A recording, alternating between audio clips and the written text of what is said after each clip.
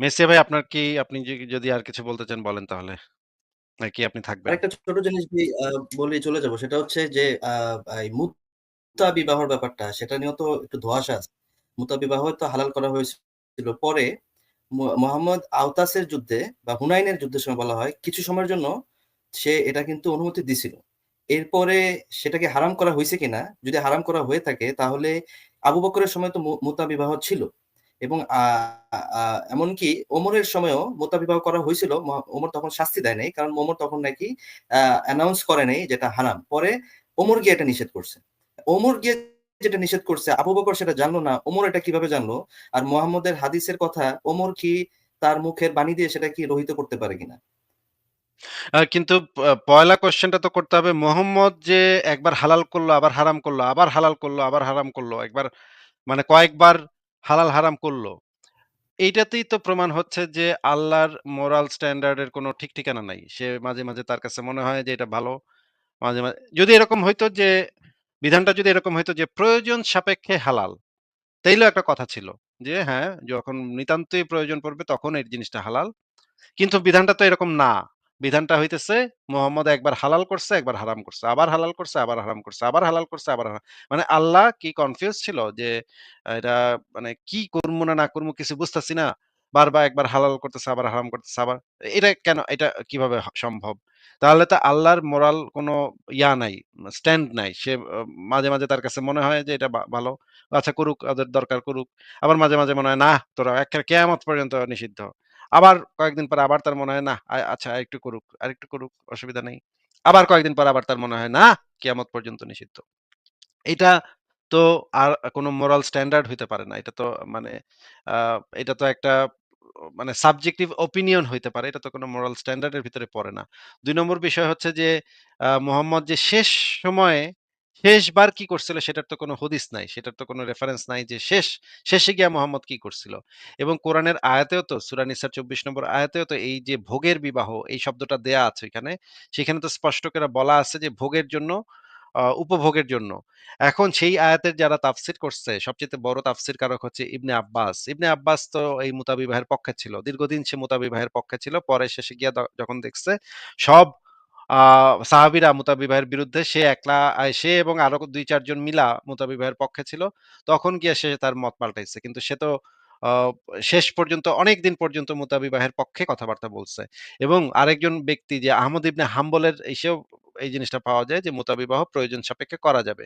এবং আ এবং এই যে ওমরের সময় যে এই জিনিসটা নিষিদ্ধ হইলো, ওমর তো অনেকগুলা কাজ করছে। ওমরের পুরা আ ঘটনাবলী যদি আমরা এনালাইসিস করি, দেখা যায় যে ওমর অনেকবার আয়াত পাল্টায় ফেলাইছে। একবার মোহাম্মদ বলতেছিল যে, "মেয়েদের তোমাদের স্ত্রীদেরকে তোমরা মারপিট করো না।" ওমর আইসা মানে মোহাম্মদের একটা ধমক দিছে। "এই বেটা মানে মারুম না মানে আমার বিবিরে মারুম না মানে? আরে বিবিরা তো বেয়াদবি করে। এটা তো মারতে দিতে হইব।" তখন মোহাম্মদ আবার আ আ পাল্টায় ফেলাইছে। তার সিদ্ধান্ত আবার চেঞ্জ করে ফেলাইছে। এরকম ৫-৬ জায়গাতে মোহাম্মদ তার সিদ্ধান্ত চেঞ্জ করছে ওমরের গুতাগুতিতে। ওমর আইসা গুতাগুতি করছে এবং ওমর আইসা এই যে মোহাম্মদের যে বিবিরা যখন পায়খানা করতে যাইতো রাতের বেলা, ওই সময় গিয়া মানে ওমর ওত পাইতা বইসা ছিল যে কখন মোহাম্মদের বিবিরা আসবো তাদেরকে গিয়া ধরবো। ধইরা মোহাম্মদের এইভাবে প্রেশার ক্রিয়েট কইরা মোহাম্মদের উপর এইভাবে প্রেশার ক্রিয়েট কইরা সে মানে পর্দার বিধান যেন নাজিল হয়, এইজন্য মোহাম্মদের উপর প্রেশার ক্রিয়েট করার জন্য সে ওত পাইতা বইসা ছিল মোহাম্মদের বিবিরা কখন রাতের বেলা পায়খানা করতে যাবে সেখানে গিয়ে তাদেরকে বিরক্ত কইরা মুহাম্মদের উপর একটা প্রেশার সে ক্রিয়েট করবে। এই হাদিস পড়লে এটা পরিষ্কার বোঝা যায় যে মুহাম্মদের মানে উমরের উদ্দেশ্য ছিল মানে মুহাম্মদের বিবি সাউদারে একটা উত্ত্যক্ত কইরা মুহাম্মদের উপর একটা প্রেশার ক্রিয়েট করা। তো দেখা যাচ্ছে যে ওমর বিভিন্ন সময়ে জোরপূর্বক জোর জবরদস্তির মাধ্যমে মুহাম্মদের মুখের থেকে একটা কিছু বাইর করছে বা একটা আয়াত বাইর করছে। আল্লাহরেও জোর জবরদস্তি করে আয়াত-টায়াত বাইর করছে। এবং ২ টা বিষয়, একটা হচ্ছে আউল পদ্ধতি আরেকটা হচ্ছে এই যে মুতাবিবাহ। এই ২ টাই তো মানে ওমর কোরআনের আয়াতকে ভায়োলেট কইরা করছে। এরকম তো আরো অনেকগুলা বিষয় আছে যেগুলা ওমর তার শাসনামলে কোরআনের উপরে পাকনামি কইরা, কারণ ওমর তো খুব ভালো করে জানতো যে তার নবী আ যে বাটপার এটা ওমর খুব ভালোভাবে জানতো। ওমর মোটেও কোন বিশ্বাসী ছিল না। ওমর ছিল একটা ওমর বুঝতো যে মোহাম্মদ একটা বাটপার। এইজন্যই সে জোরপূর্বক এই কাজগুলা তারে দিয়ে করায় নিছে। আবু বকর ছিল ভোদাই। আবু বকর মানে সত্যি, সত্যি মনে হয় বিশ্বাস করত যে নবী হইতেছে নবী। কিন্তু ওমর এটা ঠিকই টের পাইছিল যে মানে মোহাম্মদ যে বাটপার এটা ওমর ঠিকই টের পাইছিল। এই কারণেই ওমর আ অনেকগুলা বিধান পরবর্তীতে সময়ে রহিত করে দিছে। ভাই এটা হইতেছে আমার মতামত। এগুলো নিয়ে আমরা মানে দলিল প্রমাণ সহ আলোচনা করতে পারি।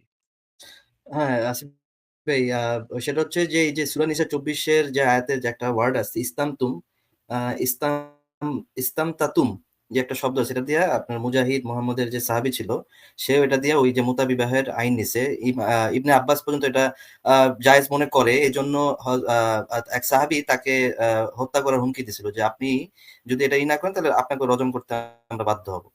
তো আর মুহাম্মদের এই মুতা বিবাহ নিয়ে সে ওই সাহাবীদের যাতে সমস্যা না হয়, এই সাহাবীদের রিকোয়েস্টে আল্লাহর কাছ থেকে আয়াত নিয়ে আসতো। যে সাহাবীরা যখন যুদ্ধে যাইত, যখন পারত না আর থাকতে, তখন ওই যে কাপড়-চোপড়ের বিনিময়ে ওই ২৪ নম্বর আয়াতে যে বলা হয় যে, "তোমরা মোহর দিয়ে দাও।" ওই কিছু টাকা-পয়সা দিয়া বা কিছু চাদর-টাদর দিয়া ৩ দিন ৪ দিনের জন্য এই কাজটা করত। তো এই আমি চিন্তা করি যে এই কাজটা যদি এখনো জায়েজ হইতো মুমিনদের কাছে, এটা মানে কি একটা অবস্থা যে সে একটা মুমিন একজন হুজুর বলতেছে যে, "ভাই ৩ দিনের জন্য আমি একটা দাসী নিয়ে আসলাম, এর সাথে করলাম, কইরা আবার ছেড়ে দিলাম।" এই জিনিসটা ইসলামে মুহাম্মদের যুগে এটা ছিল। মুহাম্মদ নিজেও করছে, আবু বকরের যুগে ছিল। এই জিনিসটা কিভাবে নৈতিকভাবে একটা ভালো কাজ হইতে পারে, এটাই হচ্ছে প্রশ্ন। ঠিক আছে আসিফ ভাই ধন্যবাদ। তাহলে আমি আজকে বিদায় নিই। ঠিক আছে মেসিয়া ভাই তাহলে ভালো থাকেন। আপনি তাহলে আ আ বিদায় নিতে পারেন। তাহলে আমরা পরের জনের কাছে চলে যাই। আ মেসিয়া ভাই আপনার কি আপনি যদি আর কিছু বলতে চান বলেন তাহলে? নাকি আপনি থাকবেন? আরেকটা ছোট জিনিস যদি বলেই চলে যাব। সেটা হচ্ছে যে এই মুত্তা বিবাহর ব্যাপারটা সেটা নিয়েও তো একটু ধোঁয়াশা আছে। মুত্তা বিবাহ তো হালাল করা হয়েছিল।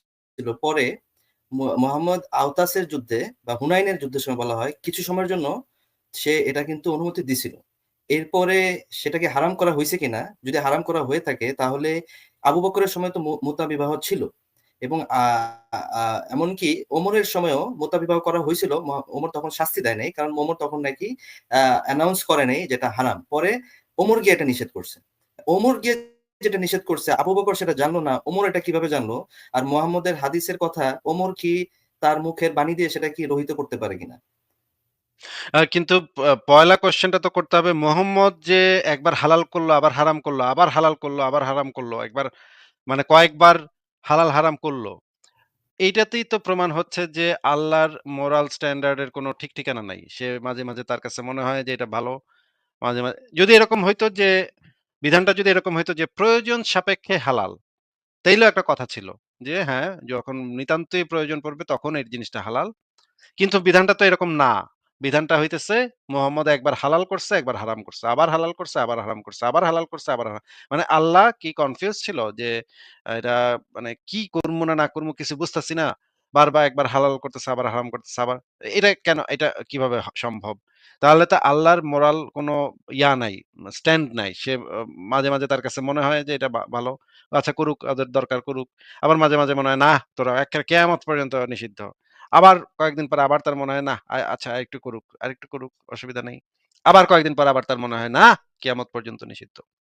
এটা তো আর কোন মোরাল স্ট্যান্ডার্ড হইতে পারে না। এটা তো মানে আ এটা তো একটা মানে সাবজেক্টিভ ওপিনিয়ন হইতে পারে। এটা তো কোন মোরাল স্ট্যান্ডার্ড এর ভিতরে পড়ে না। ২ নম্বর বিষয় হচ্ছে যে মোহাম্মদ যে শেষ সময়ে শেষবার কি করছিল সেটার তো কোন হদিস নাই। সেটার তো কোন রেফারেন্স নাই যে শেষে গিয়া মোহাম্মদ কি করছিল। এবং কোরআনের আয়াতেও তো সূরা নিসার ২৪ নম্বর আয়াতেও তো এই যে ভোগের বিবাহ এই শব্দটা দেয়া আছে এখানে। সেখানে তো স্পষ্ট করে বলা আছে যে ভোগের জন্য উপভোগের জন্য। এখন সেই আয়াতের যারা তাফসির করছে, সবচাইতে বড় তাফসিরকারক হচ্ছে ইবনে আব্বাস। ইবনে আব্বাস তো এই মুতাবিবাহের পক্ষে ছিল। দীর্ঘদিন সে মুতাবিবাহের পক্ষে ছিল। পরে শেষে গিয়া যখন দেখছে সব আ সাহাবীরা মুতাবিবাহের বিরুদ্ধে, সে একলা সে এবং আরো ২-৪ জন মিলা মুতাবিবাহের পক্ষে ছিল। তখন গিয়া সে তার মত পাল্টাইছে। কিন্তু সে তো আ শেষ পর্যন্ত অনেকদিন পর্যন্ত মুতাবিবাহের পক্ষে কথাবার্তা বলছে। এবং আরেকজন ব্যক্তি যে আহমদ ইবনে হাম্বলের এসেও এই জিনিসটা পাওয়া যায় যে মুতাবিবাহ প্রয়োজন সাপেক্ষে করা যাবে। এবং আ এবং এই যে ওমরের সময় যে এই জিনিসটা নিষিদ্ধ হইল, ওমর তো অনেকগুলা কাজ করছে। ওমরের পুরা আ ঘটনাবলী যদি আমরা এনালাইসিস করি, দেখা যায় যে ওমর অনেকবার আয়াত পাল্টায় ফেলাইছে। একবার মোহাম্মদ বলতেছিল যে, "মেয়েদের তোমাদের স্ত্রীদেরকে তোমরা মারপিট করো না।" ওমর আইসা মানে মোহাম্মদের একটা ধমক দিছে। "এই বেটা মানে মারুম না মানে আমার বিবিরে মারুম না মানে? আরে বিবিরা তো বেয়াদবি করে। এটা তো মারতেই তো হইব।" তখন মোহাম্মদ আবার আ আ পাল্টায় ফেলাইছে।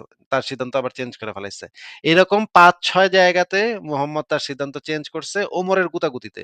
ওমর আইসা গুতাগুতি করছে এবং ওমর আইসা এই যে মোহাম্মদের যে বিবিরা যখন পায়খানা করতে যাইতো রাতের বেলা, ওই সময় গিয়া মানে ওমর ওত পাইতা বইসা ছিল যে কখন মোহাম্মদের বিবিরা আসবো তাদেরকে গিয়া ধরবো। ধইরা মোহাম্মদের এইভাবে প্রেশার ক্রিয়েট কইরা মোহাম্মদের উপর এইভাবে প্রেশার ক্রিয়েট কইরা সে মানে পর্দার বিধান যেন নাজিল হয়, এইজন্য মোহাম্মদের উপর প্রেশার ক্রিয়েট করার জন্য সে ওত পাইতা বইসা ছিল মোহাম্মদের বিবিরা কখন রাতের বেলা পায়খানা করতে যাবে সেখানে গিয়ে তাদেরকে বিরক্ত কইরা মুহাম্মদের উপর একটা প্রেশার সে ক্রিয়েট করবে।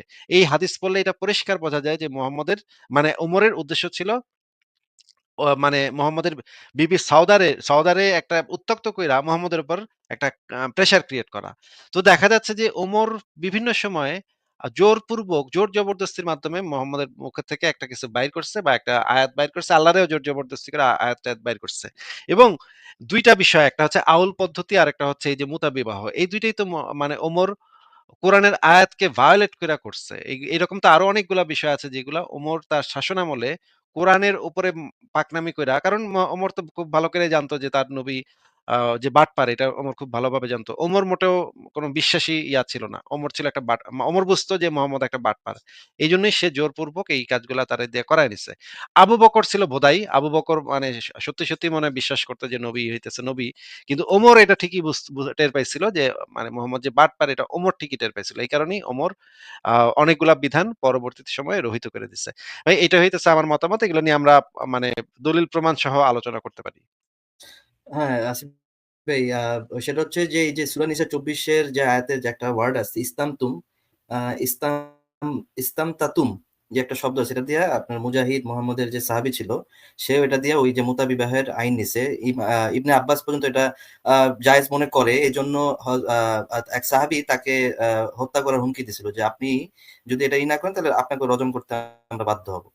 তো আর মুহাম্মদের এই মুতাবিবাহ নিয়ে সে ওই সাহাবীদের যাতে সমস্যা না হয়, এই সাহাবীদের রিকোয়েস্টে আল্লাহর কাছ থেকে আয়াত নিয়ে আসতো। যে সাহাবীরা যখন যুদ্ধে যাইত, যখন পারত না আর থাকতে, তখন ওই যে কাপড়-চোপড়ের বিনিময়ে ওই ২৪ নম্বর আয়াতে যে বলা হয় যে, "তোমরা মোহর দিয়ে দাও।" ওই কিছু টাকা-পয়সা দিয়া বা কিছু চাদর-টাদর দিয়া ৩ দিন ৪ দিনের জন্য এই কাজটা করত। তো এই আমি চিন্তা করি যে এই কাজটা যদি এখনো জায়েজ হইতো মুমিনদের কাছে, এটা মানে কি একটা অবস্থা যে সে একটা মুমিন একজন হুজুর বলতেছে যে, "ভাই ৩ দিনের জন্য আমি একটা দাসী নিয়ে আসলাম, এর সাথে করলাম, কইরা আবার ছেড়ে দিলাম।" এই জিনিসটা ইসলামে মুহাম্মদের যুগে এটা ছিল। মুহাম্মদ নিজেও করছে, আবু বকরের যুগে ছিল। এই জিনিসটা কিভাবে নৈতিকভাবে একটা ভালো কাজ হইতে পারে, এটাই হচ্ছে প্রশ্ন। ঠিক আছে আসিফ ভাই ধন্যবাদ। তাহলে আমি আজকে বিদায় নিই। ঠিক আছে মেসিয়া ভাই তাহলে ভালো থাকেন। আপনি তাহলে আ আ বিদায় নিতে পারেন। তাহলে আমরা পরের জনের কাছে চলে যাই। আ